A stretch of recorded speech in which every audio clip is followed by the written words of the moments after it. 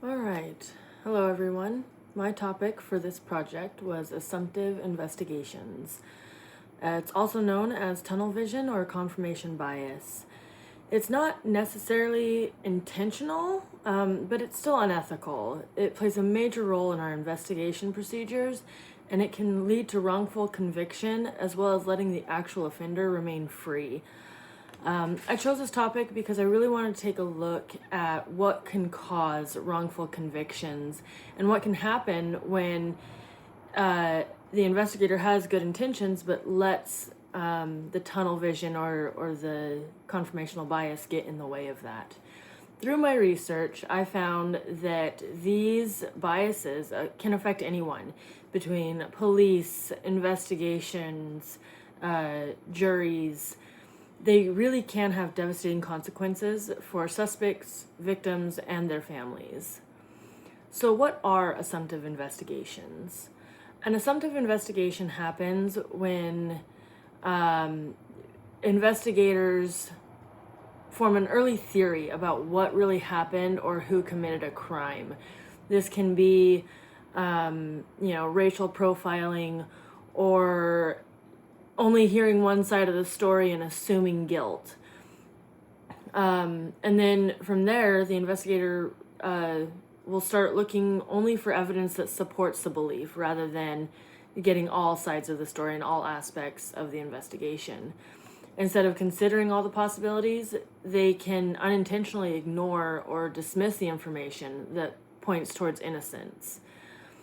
One of the biggest causes of assumptive investigations is, confirmation bias. It's our natural tendency to seek information that essentially proves what we've already believe, while we ignore or overlook the evidence that contradicts the other side of the story or contradicts those beliefs.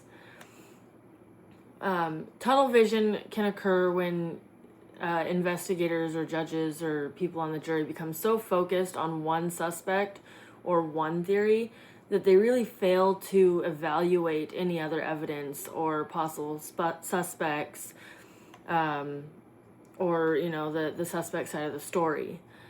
Neither of these biases really come from bad intentions, but they're normal thinking patterns that can become dangerous when we allow them to investigate or influence our investigations. As far as my research goes, one of the most important articles that I read was written by Alad in 2022. He studied both police investigators and everyday citizens using hypothetical criminal cases. In this study, they found that investigators showed confirmation bias by giving more attention to evidence that supported their original assumptions and not really considering any conflicting information or discrediting it. Although trained investigators generally performed better, they still showed these biases. And it shows that professional training alone cannot completely eliminate confirmation bias. In another article, the one written by Maturko and Cooper in 2022, reviewed many different studies. And these studies were all on cognitive bias in criminal investigations. Their research essentially found that biases can influence almost every stage of a criminal case. They influence how investigators interpret evidence, interview witnesses, question suspects, even evaluate forensic results. And it can really influence prosecutors and jurors as well. The authors emphasize that bias is mostly unconscious. They usually believe they're being objective and doing the right thing, even though their decisions are being influenced by their expectations and by these preconceived notions. Another important study by Salat and Terpstra in 2014 looked at a process called critical review. In this approach, when investigators came in that weren't necessarily involved in the original investigation reviewed the evidences, it helped identify weaknesses in investigations, and it reduced the likelihood of tunnel vision or the assumptive investigations. This study that I found demonstrates that having fresh eyes review important cases can really improve the accuracy and really reduce mistakes during investigations. I also was able to watch 2 YouTube videos. The first one I watched was titled "Detective Realizes He's Interrogating the Victim." In this video, an investigator was interrogating a suspect that they had, and the suspect turned out to be actually a victim that had been shot in the head twice. You couldn't really see the bullet holes because it was right in the eyes, but there were clear signs that this person was not having normal cognitive function. He was forgetting names or repeating stories or changing his facts, which can be a sign of lying, but it can also be a sign of traumatic brain injury, which this victim unfortunately had. It really demonstrates how investigators can misinterpret situations based on what the police have already said. And again, it's these preconceived notions. And it shows how quickly investigators can become convinced that someone's guilty without getting all of the facts and without doing enough investigating. In this case, it almost led to the death of the victim, while the real offender was actually picked up, but then later released, and they had to go hunt him down again. Another video I watched, which was really gave me a good insight on this subject, is "Assume Nothing: How Assumptions Can Derail Your Investigation," and that was presented by Ken Reed. Now, granted, he's not part of Justice, but he did a good job of explaining how investigators can unintentionally allow assumptions to influence interviews, evidence collection, and decision making. He really stressed that investigators should continuously question their own conclusions instead of trying to prove themselves right. The ethical issues surrounding assumptive investigations are really significant. The first ethical concern is fairness. Police officers have an ethical responsibility to investigate crimes objectively, rather than just proving one theory or proving one side of the story. When they don't do this, or when they do the assumptive investigation, it really violates the rights of innocent people. Another ethical issue involves wrongful convictions. The article by Sorochinsky in 2025 discusses how wrongful convictions affect not only the individuals who are convicted, but also their families and society. They can lose years of their lives. They can lose their careers, relationships, and their mental health can suffer greatly.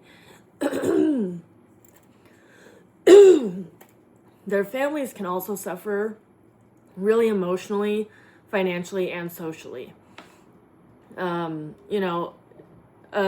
suspect's family may be ostracized from their community for what their family member has been perceived to do, even if they're innocent. If investigators focus on the wrong suspect, the real offender remains free, and that just puts the rest of us at risk. And the victims will never receive true justice.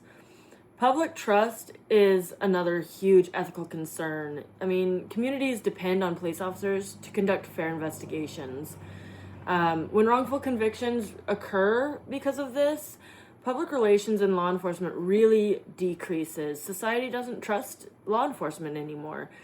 And that doesn't lead to anything good, as we've seen in the last few years. It also makes society very unwilling to cooperate with future investigations because of their fear of wrongful conviction. Criminal investigations are not simply about getting a conviction. They're about finding the truth and protecting the rights of everyone involved, whether that be the offender or society. I really think that there are several things we can do to address this problem. One is investigators should really actively search for evidence that challenges their own theories, rather than just collecting evidence that supports their theory.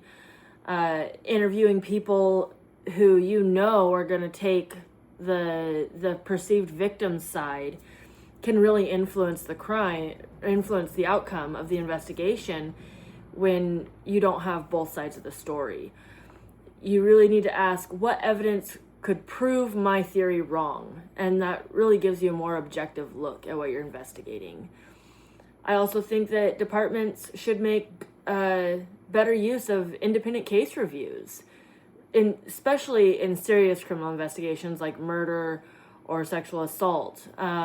As Sillett and Terpstra found, having another investigator review the evidence can really help identify blind spots and find information that was previously overlooked.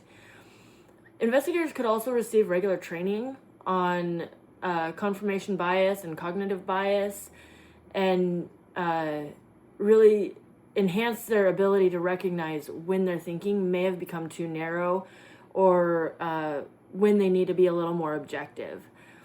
Another way that we could prevent this is law enforcement agencies continuing to improve interview techniques, reducing suggestive questioning. Open-ended interviews allow witnesses and suspects to provide information without investigators unintentionally steering their responses. So rather than leading questions, ask open-ended questions. So, what happened last night versus did you do this? We really saw that in the video of the interrogation. And finally, agencies should encourage a workplace culture where investigators feel comfortable questioning one another's conclusions. It shouldn't be considered criticizing. It really should be considering improving the investigation. And those are the best ways that I found we could reduce this and end the issue of investigative biases.